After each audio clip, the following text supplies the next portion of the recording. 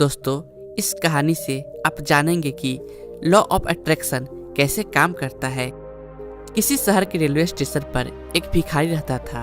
वह वहां के आने जाने वाले रेलगाड़ियों में यात्रियों से भीख मांगकर अपना पेट भरता था। एक दिन जब वह भीख मांग रहा था तो सूट बूट पहने एक लंबा सा व्यक्ति उसे दिखा। उसने सोचा कि यह व्यक्ति अमीर लगता है, इससे भीख मांगने पर यह मुझे जरूर अच्छे पैसे देगा। वह उस लंबे व्यक्ति से भीख मांगने लगा।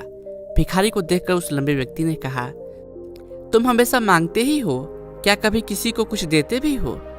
भिखारी बोला, साहब मैं तो भिखारी हूँ, हमेशा लोगों से मांगता ही रहता हूँ। मेरी इतनी औकात कहाँ कि किसी को कुछ दे सकूँ। लंबा व्यक्ति बोला, जब किसी को कुछ दे नहीं सकते तो तुम्हें मांगने का कोई भी हक नहीं है।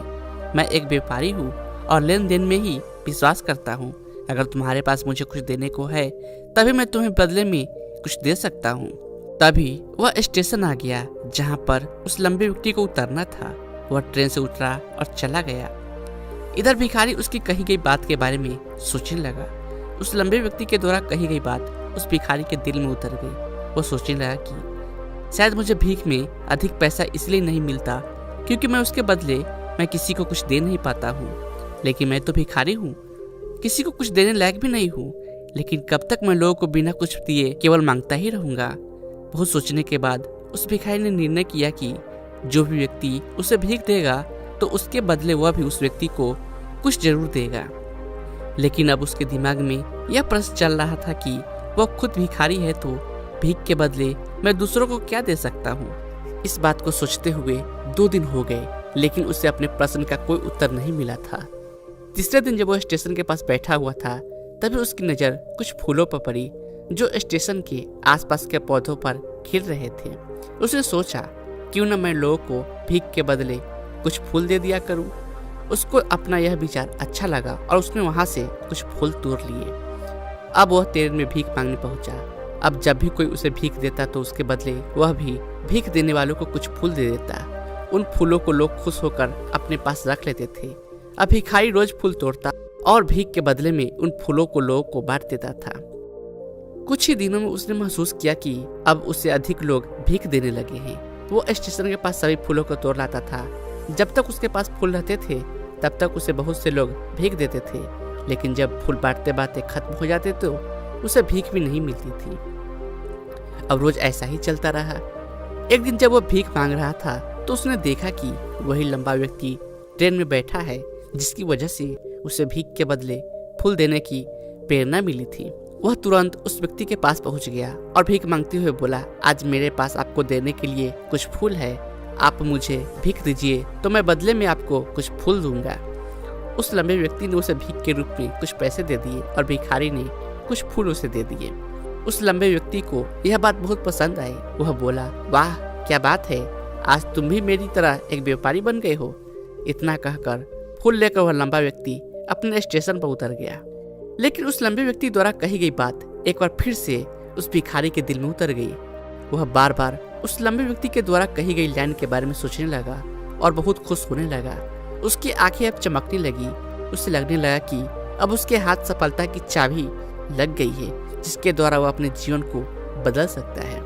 वह तुरंत ट्रेन से नीचे उतरा और उत्साहित होकर बहुत तेज आवाज में ऊपर आसमान की तरफ देखकर बोला, मैं भिखारी नहीं हूँ, मैं तो एक व्यापारी हूँ। मैं भी उस लंबे व्यक्ति जैसा बन सकता हूँ, मैं भी अमीर बन सकता हूँ। लोगों ने उसे देखा तो सोचा कि शायद यह भिखारी पागल हो गया है और अगले दिन से वह भिखारी उस स्टेशन पर फिर कभी नहीं दिखा। लेकिन 6 महीने बाद इसी स्टेशन पर 2 व्यक्ति सूट बूट पहने हुए यात्रा कर रहे थे। दोनों ने एक दूसरे को देखा तो उनमें से एक ने दूसरे से हाथ मिलाया और कहा, क्या आपने मुझे पहचाना? दूसरा व्यक्ति बोला, नहीं, क्योंकि मेरे हिसाब से हम लोग पहली बार मिल रहे हैं। पहला व्यक्ति बोला, नहीं, आप याद कीजिए, आप पहली बार नहीं बल्कि तीसरी बार मिल रहे हैं। दूसरा व्यक्ति बोला, मुझे याद नहीं, वैसे हम पहले 2 बार कब मिले थे? अब पहला व्यक्ति मुस्कुराया और बोला, हम पहले भी 2 बार इसी ट्रेन में मिले थे। मैं वही भिखारी हूँ जिसको पहली मुलाकात में बताया कि मुझे जीवन में क्या करना चाहिए और दूसरी मुलाकात में बताया कि मैं वास्तव में कौन हूँ। दूसरा व्यक्ति मुस्कुराया और अचंभित होते हुए बोला, ओह याद आया, तुम वही भिखारी हो जिसे मैंने एक बार भीख देने से मना कर दिया था। और दूसरी बार मैंने तुमसे कुछ फूल खरीदे थे, लेकिन आज ये सूट बूट में कहाँ जा रहे हो और आजकल क्या कर रहे हो? तब पहला व्यक्ति बोला, हाँ मैं वही भिखारी हूँ, लेकिन आज मैं फूलों का एक बहुत बड़ा व्यापारी हूँ और इसी व्यापार के काम से ही दूसरे शहर जा रहा हूँ। कुछ देर रुकने के बाद वह फिर बोला, आपने मुझे पहली मुलाकात में प्रकृति का वह नियम बताया था जिसके अनुसार हमें तभी कुछ मिलता है जब हम कुछ देते हैं। लेन देन का यह नियम वास्तव में काम करता है। मैंने यह बहुत अच्छी तरह से महसूस किया है, लेकिन मैं खुद को हमेशा भिखारी समझता रहा। इससे ऊपर उठकर मैंने कभी सोचा ही नहीं। और जब आपसे मेरी दूसरी मुलाकात हुई तब आपने मुझे बताया कि मैं एक व्यापारी बन चुका हूँ। अब मैं समझ चुका था कि मैं वास्तव में एक भिखारी नहीं बल्कि व्यापारी बन चुका हूँ।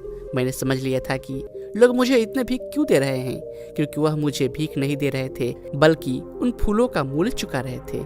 सभी लोग मेरे फूल खरीद रहे थे क्योंकि इससे सस्ते फूल उन्हें कहाँ मिलते। मैं लोगों की नज़रों में एक छोटा सा व्यापारी था, लेकिन मैं अपनी नज़रों में एक भिखारी ही था। आपके बताने पर मुझे समझ आया कि मैं एक छोटा व्यापारी हूँ। मैंने ट्रेन में फूल बांटने से जो पैसे इकट्ठे किए थे उनसे बहुत से फूल खरीदे और फूलों का व्यापारी बन गया। यहाँ के लोगों को फूल बहुत पसंद है और उनकी इसी पसंद ने मुझे आज फूलों का एक बहुत बड़ा व्यापारी बना दिया। दोनों व्यापारी अब खुश थे और स्टेशन आने पर साथ उतरे और अपने अपने व्यापार की बात करते हुए आगे बढ़ गए। तो दोस्तों, आपको यह कहानी कैसी लगी? उम्मीद करता हूँ आपको यह वीडियो बहुत ही अच्छी लगी होगी और ऐसी ही वीडियो देखने के लिए हमारे चैनल को सब्सक्राइब करें। धन्यवाद।